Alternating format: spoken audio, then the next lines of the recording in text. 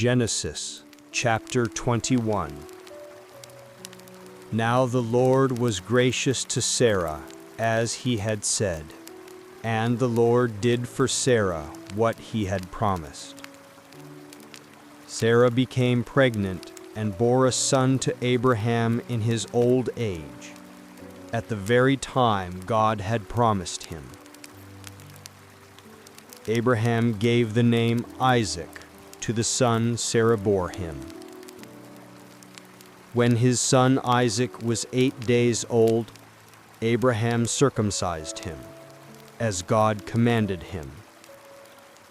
Abraham was 100 years old when his son Isaac was born to him.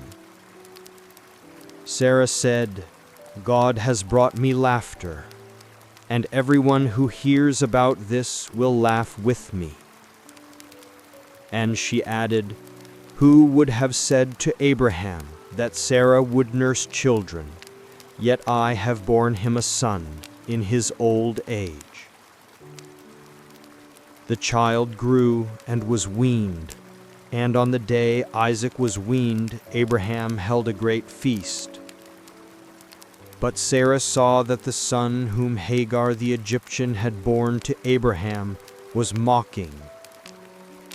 And she said to Abraham, "Get rid of that slave woman and her son, for that woman's son will never share in the inheritance with my son Isaac."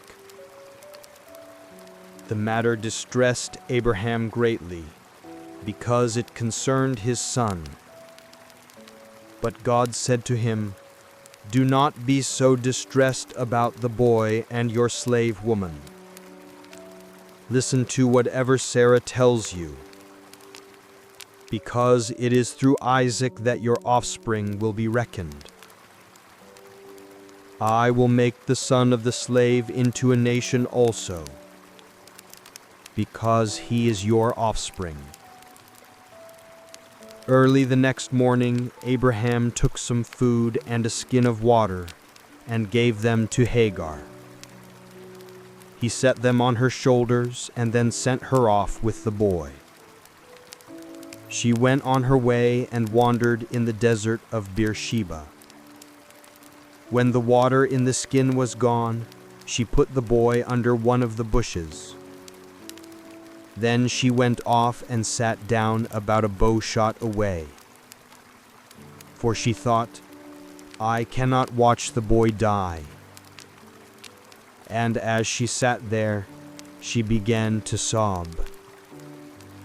God heard the boy crying, and the angel of God called to Hagar from heaven and said to her, "What is the matter, Hagar?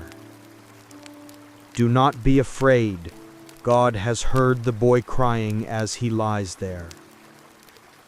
Lift the boy up and take him by the hand, for I will make him into a great nation." Then God opened her eyes, and she saw a well of water. So she went and filled the skin with water and gave the boy a drink. God was with the boy as he grew up. He lived in the desert and became an expert archer. While he was living in the desert of Paran, his mother got a wife for him from Egypt. At that time Abimelech and Phicol, the commander of his forces, said to Abraham, "God is with you in everything you do.